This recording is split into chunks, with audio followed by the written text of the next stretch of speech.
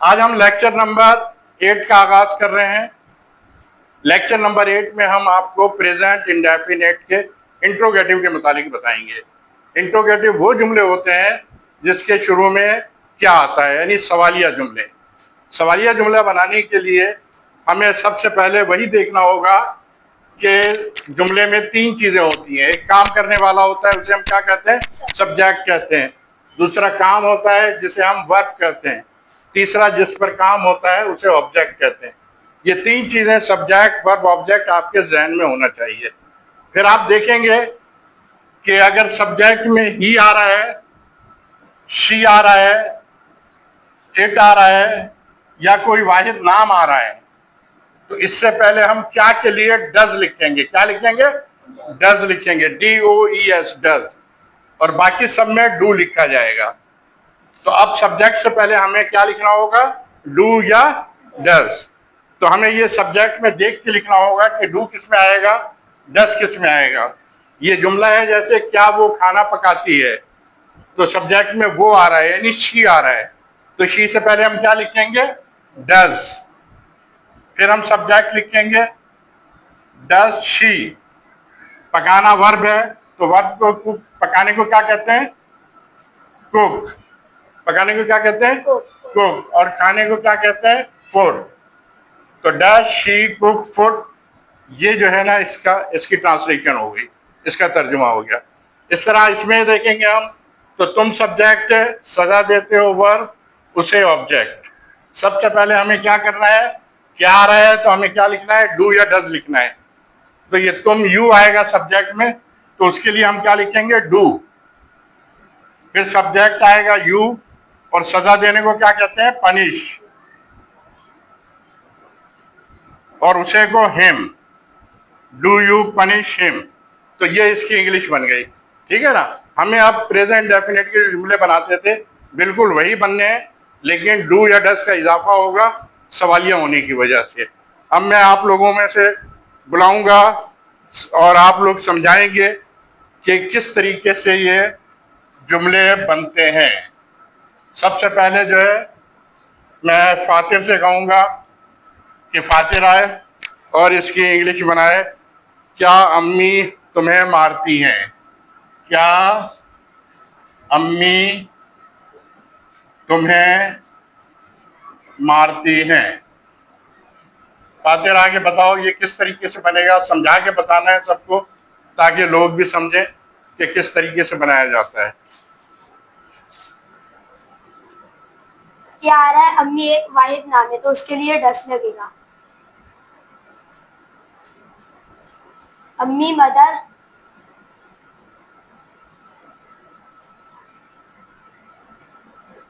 मारना beat,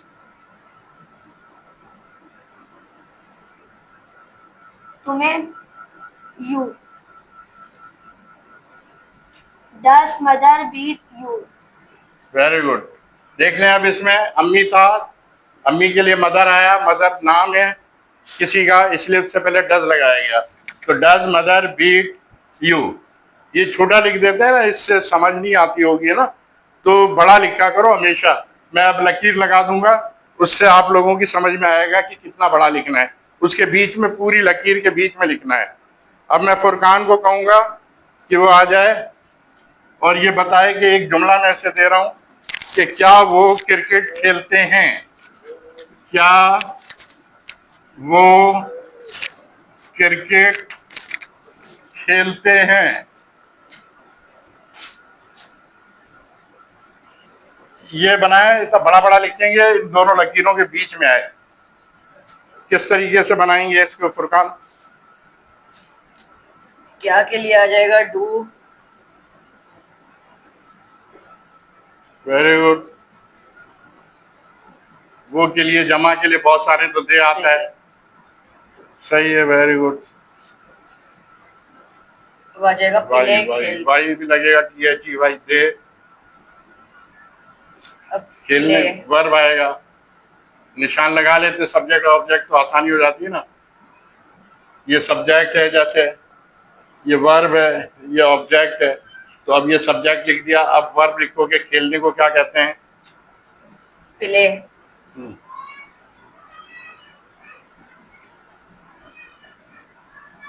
play cricket.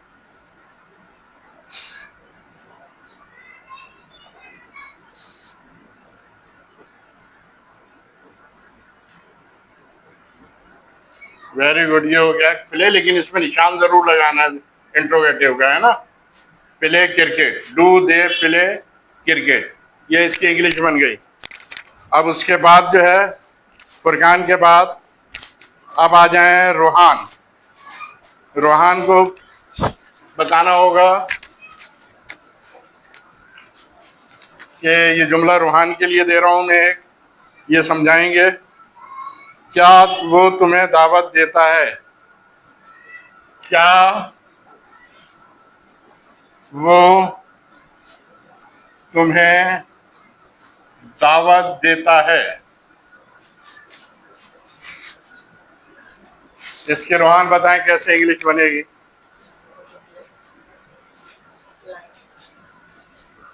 ये line खींच रहा हूँ, इस लाइन के पीछे बड़ा बड़ा लिखना है ना। चलो, क्या कहने लग गया डस।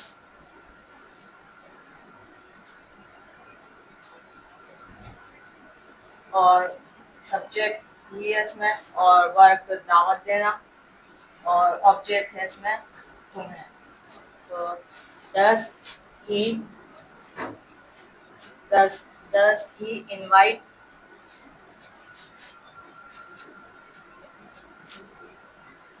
INVIT। Invite you.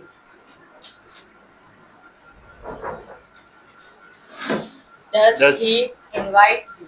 Very good, सही है। डज ही इनवाइट यू, ये इसकी इंग्लिश बन गई। अब जो है अयान है, हमजा, हमजा आ जाए, अब अयान के बजाय हमजा आ जाए। हमजा को बताना होगा, ये जुमला है, क्या वो अंग्रेजी सीखता है? क्या वो अंग्रेजी सीखता है?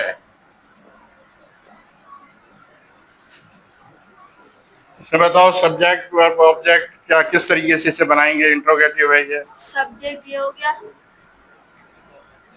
वर्ब ये हो गया, क्या हो गया? उसके लफ्ज को बोलो, सीखता है, सीखता। वो सब्जेक्ट हो गया, ठीक है। अंग्रेजी ऑब्जेक्ट हो गया। सर आपने बताया था जब ही शी इट जाने मारा हो तो टच कर जाता हूँ। डज लगाएंगे, सही है, very good.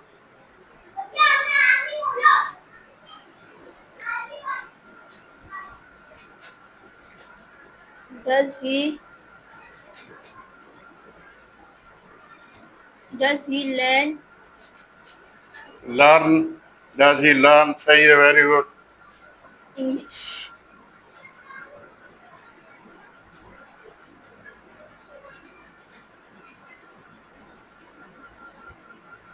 Does he learn English? ये जो आखिर में क्वेश्चन मार्क आना चाहिए, है ना। Does he learn English, very good, चलो सही है, फिर भी सही बना लिया। अयान, अब जो है अयान, अयान आए, वो जुमला बनाए, क्या शेर जंगल में दहाड़ता है? क्या बनेगा ये, किस तरीके से बनेगा? क्या शेर जंगल में दहाड़ता है?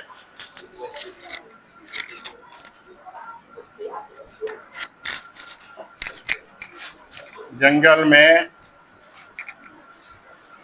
दहाड़ता है, इसकी इंग्लिश बनानी है, किस तरीके से बनेगी अयान बताओ। आ जाओ।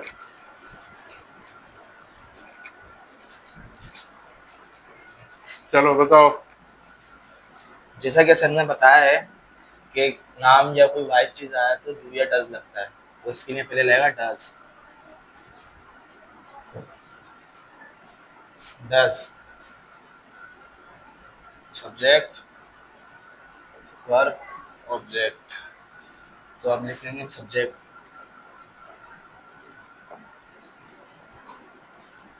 लाइन, डज लाइन, हाँ चले।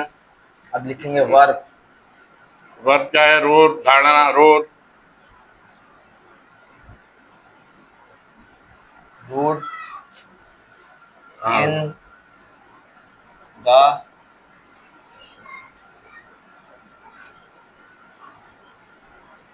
Forest. Roar in the forest. Spelling mistake और इसकी याद कर लें। ROR रोर होता है, roar in the forest. Does line roar in the forest, और ये इंट्रोगेटिव मार्क जरूर लगाते हैं। ये जो है अब ये समझ जाएं कि इस तरीके से ये इंट्रोगेटिव बनाया जाएगा। घर में प्रैक्टिस करें और इसको आइंदा लाके मुझे दिखाएं। वेरी गुड, सही है। अब